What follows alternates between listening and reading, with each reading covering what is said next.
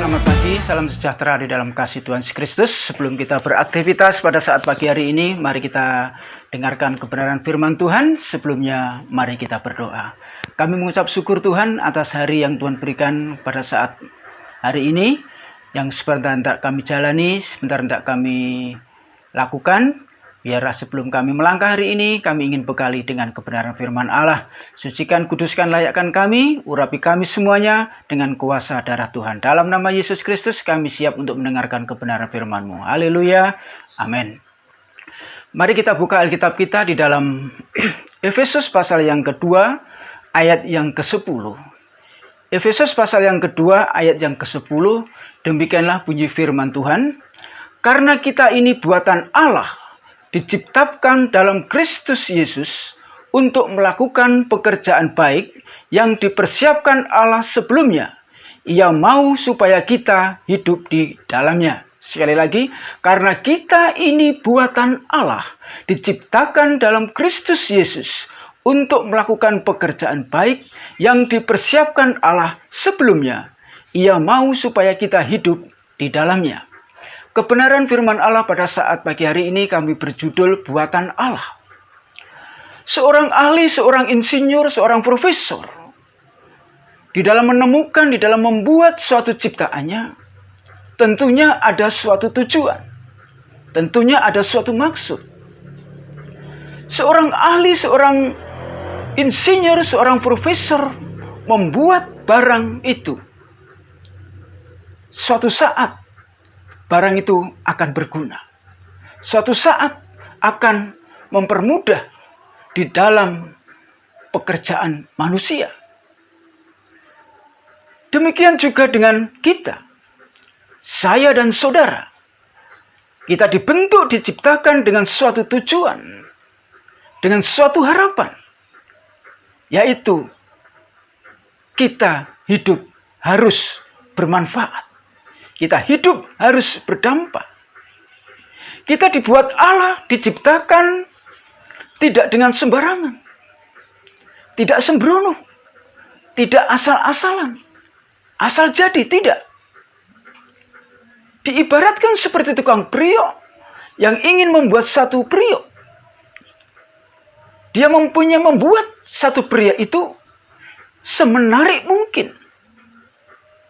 Terutama bisa berguna bagi yang menggunakan.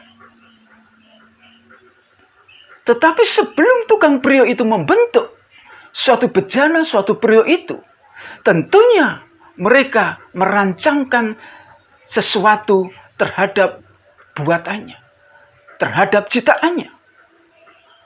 Buatannya, ciptaannya itu akan dirancang seperti apa? Itu sudah dirancang oleh si tukang priok itu.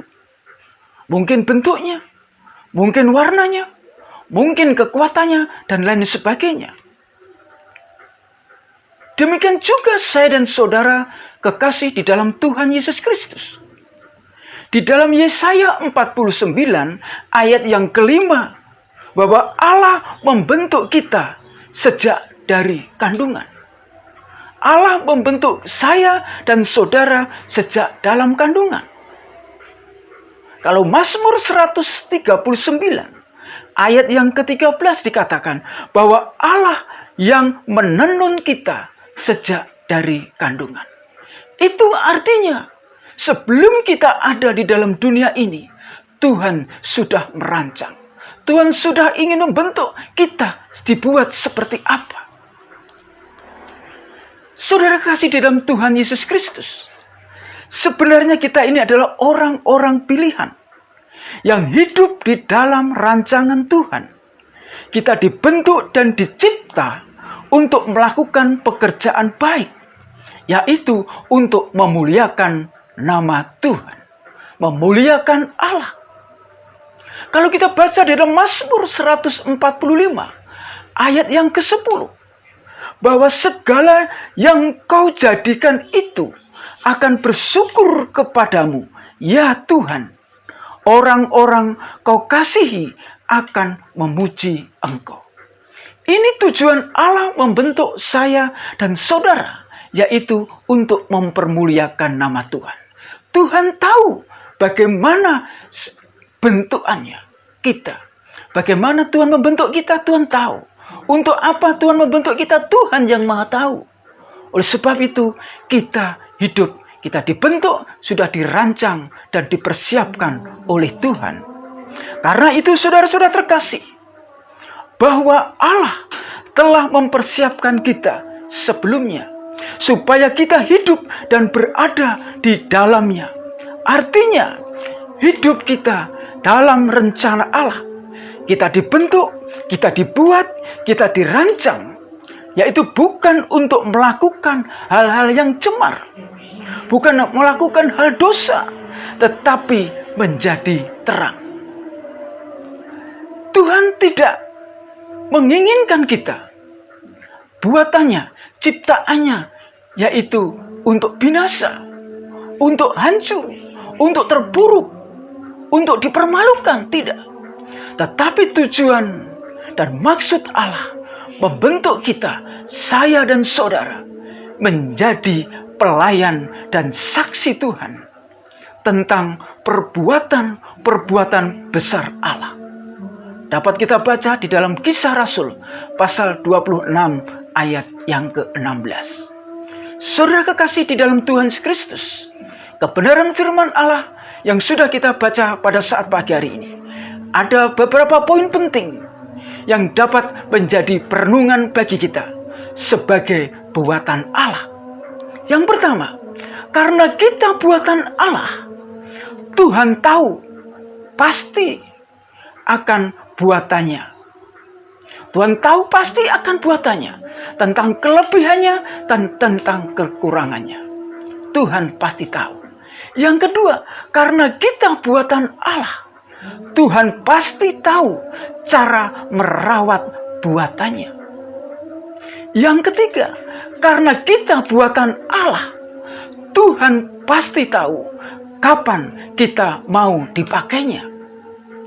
Yang keempat, karena kita buatan Allah, Tuhan pasti tahu kapan kita akan dipermuliakan. Oleh sebab itu, saudara kasih di dalam Tuhan Yesus Kristus, percayalah, Tuhan membuat segala sesuatu pada kita indah pada waktunya. Oleh sebab itu kita tidak perlu khawatir.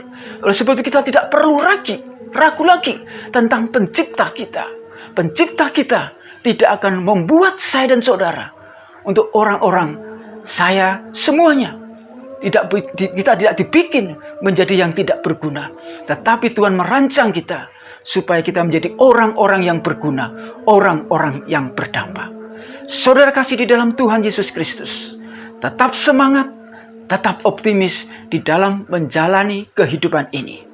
Yeremia 29 ayat yang 11 mengatakan, Tuhan merancangkan pada saya dan saudara hari ini, besok, dan selanjutnya dengan penuh harapan.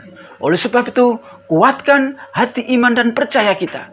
Di dalam kita menghadapi situasi kenyataan ini, percayalah, Tuhan membentuk saya. Tuhan menciptakan saya dan saudara adalah tidak ada maksud-maksud yang jelek. Tetapi Tuhan mempunyai maksud yang terindah. Terutama kita diciptakan, kita dibentuk untuk mempermuliakan dan membesarkan nama Tuhan. Puji nama Tuhan, Tuhan Yesus memberkati. Mari kita berdoa. Kami mengucap syukur Tuhan atas renungan firman-Mu pada pagi hari ini. Kami sebagai ciptaan-Mu, kami sebagai buatan-Mu. Kami percaya Engkau tidak merancang kami dengan hal-hal yang buruk, tetapi Engkau merancang kami buatan-Mu untuk kemuliaan dan kebesaran nama Tuhan. Oleh sebab itu, kuatkan hati iman dan percaya kami Tuhan, di dalam kami mengarungi bahtera kehidupan ini. Kan ajari kami untuk menjadi terang, menjadi saksi, sehingga ciptaan-Mu Tuhan dapat bermanfaat bagi orang banyak. Terima Terima kasih Tuhan Yesus, terima kasih. Ampuni setiap salah dan dosa kami, ampuni setiap kekurangan kelemahan kami. Sebentar kami akan melakukan kegiatan aktivitas kami sepanjang hari ini. Biar penyertaan serta tuntunan Allah senantiasa menyertai kami. Terima kasih Tuhan, ampuni salah dan dosa kami, ampuni setiap kekurangan kelemahan kami. Di dalam nama Yesus Kristus, kami naikkan syukur kami. Haleluya. Amin. Selamat pagi, selamat beraktivitas. Tuhan Yesus memberkati. Amin. Haleluya.